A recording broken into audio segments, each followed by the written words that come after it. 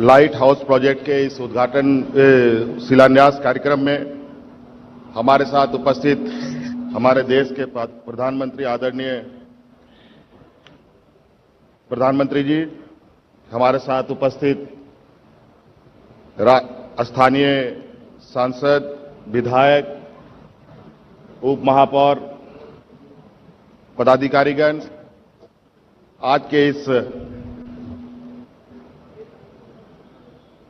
शिलान्यास कार्यक्रम में अपनी ओर से मैं आप सबका हार्दिक अभिनंदन करते हुए प्रधानमंत्री जी को जोहार करता हूं।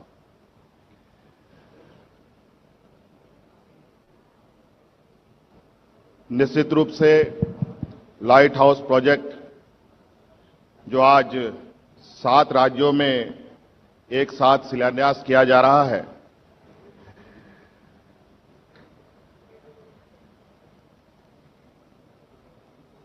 ये प्रोजेक्ट के माध्यम से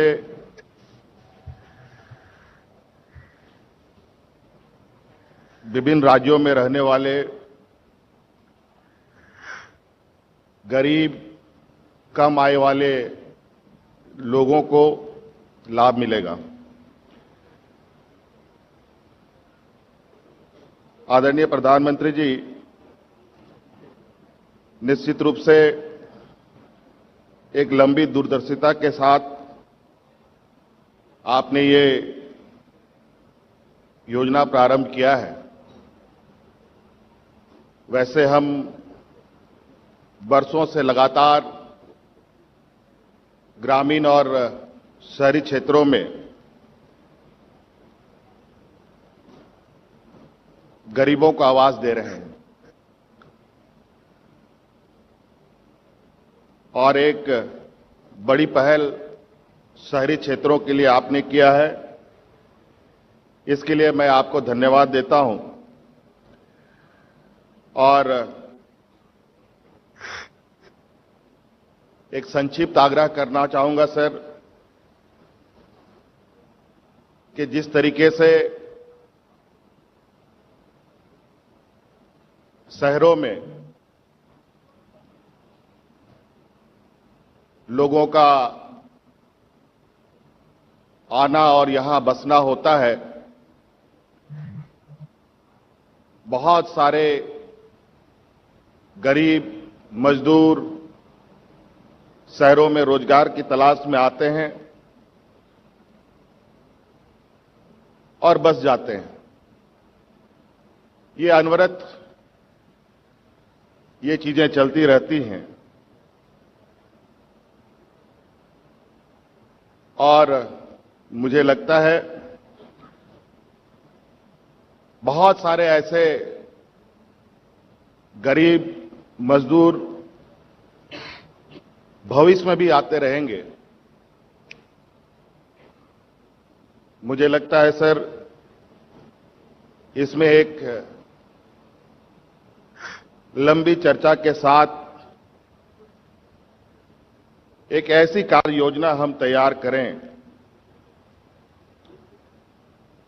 जिसके माध्यम से इस तरीके के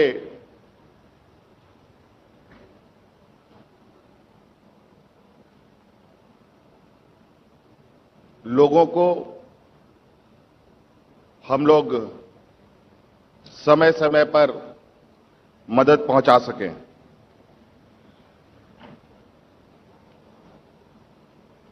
सर, झारखंड अत्यंत पिछड़ा प्रदेश है। यहां इस एलएचपी प्रोजेक्ट के माध्यम से 1008 घरों को बनना है और इसमें सर राज्य सरकार, केंद्र सरकार की एक हिस्सेदारी है और लाभुकों की एक हिस्सेदारी है।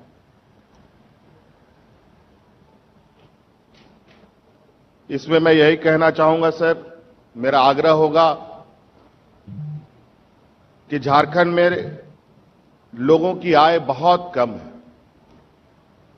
मजदूर तबके के लोग इस राज्य में अधिक वास करते हैं। हम उन मजदूरों के ऊपर अधिक से अधिक आर्थिक बोझ कैसे कम हो, इस पर थोड़ा सा मुझे लगता है कि और चिंतन करने की आवश्यकता है। लगभग 7 लाख रुपए गरीबों को अपने खुद से इंतजाम करने की आवश्यकता इसमें पड़ेगी। इसमें से थोड़ा कुछ शेयर केंद्र सरकार की तरफ से बढ़ा दिया जाता तो ये बहुत अच्छा होता। विशेष सर, यही आग्रह के साथ आपके आज के इस शिलान्यास कार्यक्रम में मैं अपनी बातों को समाप्त करता हूं। बहुत बहुत धन्यवाद और नए साल की बहुत बहुत शुभकामनाएं। यहां उपस्थित विभिन्न राज्यों के सभी मुख्यमंत्री को सबको जोहार। नमस्कार।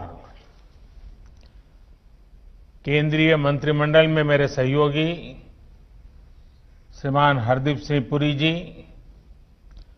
त्रिपुरा के मुख्यमंत्री विप्लव कुमार देव जी, झारखंड के मुख्यमंत्री भाई हेमंत सोरेन जी, उत्तर प्रदेश के मुख्यमंत्री योगी आदित्यनाथ जी, मध्य प्रदेश के मुख्यमंत्री श्रीमान शिवराज सिंह जी चौहान, गुजरात के मुख्यमंत्री श्रीमान विजय रूपाणी जी, तमिलनाडु के मुख्यमंत्री थिरु ई के पनलानी स्वामी जी, आंध्र प्रदेश के मुख्यमंत्री श्री वाई.एस. जगनमोहन रेड्डी जी, कार्यक्रम में उपस्थित सभी आदरणीय गवर्नर महोदय, उपस्थित अन्य सभी महानुभाव, भाइयों और बहनों, आप सभी को, सभी देशवासियों को 2021 की बहुत बहुत शुभकामनाएं, अनेक अनेक मंगल कामनाएं। आज नई ऊर्जा के साथ, नए संकल्पों के साथ और नए संकल्पों को सिद्ध करने के लिए तेज गति से आगे बढ़ने का आज शुभारंभ है। आज गरीबों के लिए, मध्यम वर्ग के लिए, घर बनाने के लिए नई टेक्नोलॉजी देश को मिल रही है। तकनीकी भाषा में आप इसे लाइट हाउस प्रोजेक्ट कहते हैं।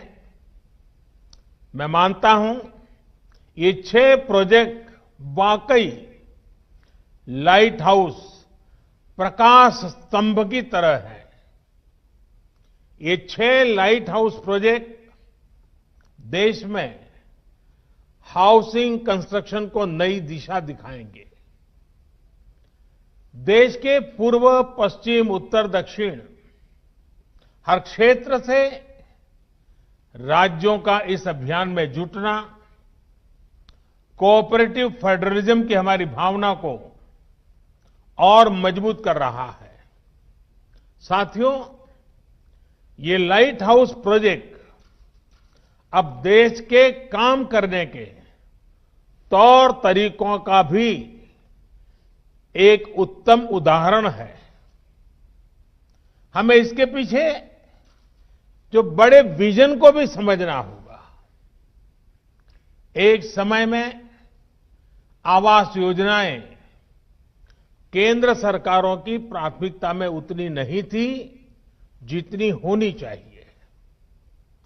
सरकार घर निर्माण की बारीकियों और क्वालिटी पर नहीं जाती थी, लेकिन हमें पता है बिना काम के विस्तार में ये जो बदलाव किए गए हैं, अगर ये बदलाव न होते कितना कठिन होता।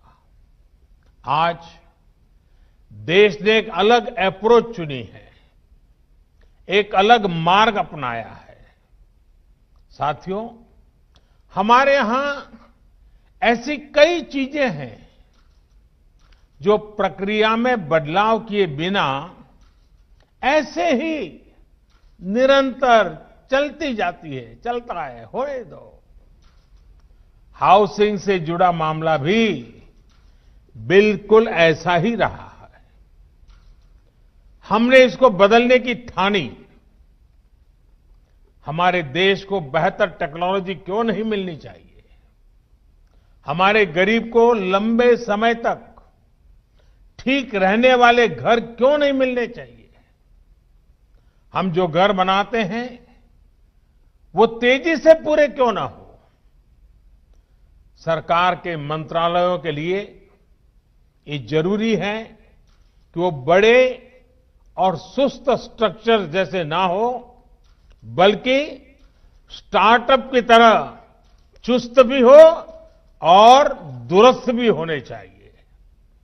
इसके लिए हमने ग्लोबल हाउसिंग टेक्नोलॉजी चैलेंज का आयोजन किया और दुनिया भर की अग्रणी कंपनियों को हिंदुस्तान में निमंत्रित किया। मुझे खुशी है कि दुनिया भर की 50 से ज्यादा इनोवेटिव कंस्ट्रक्शन टेक्नोलॉजी ने इस समारोह में हिस्सा लिया, इस स्पर्धा में हिस्सा लिया। इस ग्लोबल चैलेंज से हमें नई टेक्नोलॉजी को लेकर इनोवेट और इंक्यूबेट करने का स्कोप मिला है। इसी प्रक्रिया के अगले चरण में अब आज से अलग अलग साइट्स पर 6 लाइट हाउस प्रोजेक्ट का काम शुरू हो रहा है। ये लाइट हाउस प्रोजेक्ट्स आधुनिक टेक्नोलॉजी और इनोवेटिव प्रोसेस से बनेंगे। इसमें इंफ्रास्ट्रक्चर का टाइम कम होगा, इसमें कंस्ट्रक्शन का टाइम कम होगा और गरीबों को ज्यादा रेजिलिएंट, अफोर्डेबल और कंफर्टेबल घर तैयार होंगे। जो एक्सपर्ट्स हैं उन्हें तो इसके बारे में पता है, लेकिन देशवासियों को भी इनके बारे में जानना जरूरी है, क्योंकि आज ये टेक्नोलॉजी एक शहर में इस्तेमाल हो रही है, कल को इन्हीं का विस्तार पूरे देश में किया जा सकता है। साथियों, इंदौर में जो घर बन रहे हैं वो उनमें ईंट और गारे की दीवारें नहीं होगी, बल्कि pre fabricated sandwich panel system इसमें इस्तेमाल होगा। राजकोट में टनल के जरिए मोनोलिथिक कंक्रीट कंस्ट्रक्शन इस टेक्नोलॉजी का उपयोग करेंगे। फ्रांस की इस टेक्नोलॉजी से हमें गति भी मिलेगी और घर आपदाओं को झेलने में ज्यादा सक्षम भी बनेगा।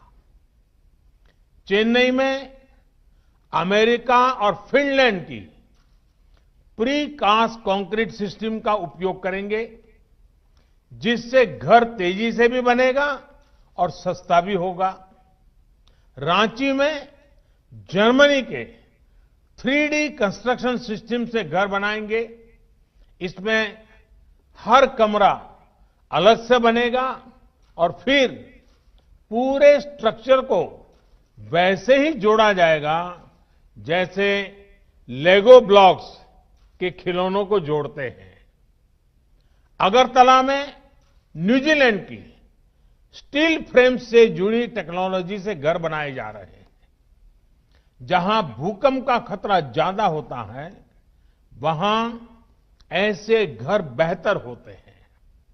लखनऊ में कनाडा की टेक्नोलॉजी यूज कर रहे हैं, जिसमें प्लास्टर और पेंट की जरूरत नहीं पड़ेगी और इसमें पहले से तैयार पूरी दीवारों का उपयोग किया जाएगा। इससे घर और तेजी से बनेंगे। हर लोकेशन पर 12 महीनों में 1000 घर बनाए जाएंगे। एक साल में 1000 घर। इसका मतलब ये हुआ कि प्रतिदिन 2.5 से 3 घर बनाने की एवरेज आएगी। एक महीने में करीब करीब 90-100 मकान बनेंगे और साल भर में 1000 मकान बनाने का लक्ष्य है। अगली 26 जनवरी के पहले इस काम में ये सफलता पाने का इरादा है।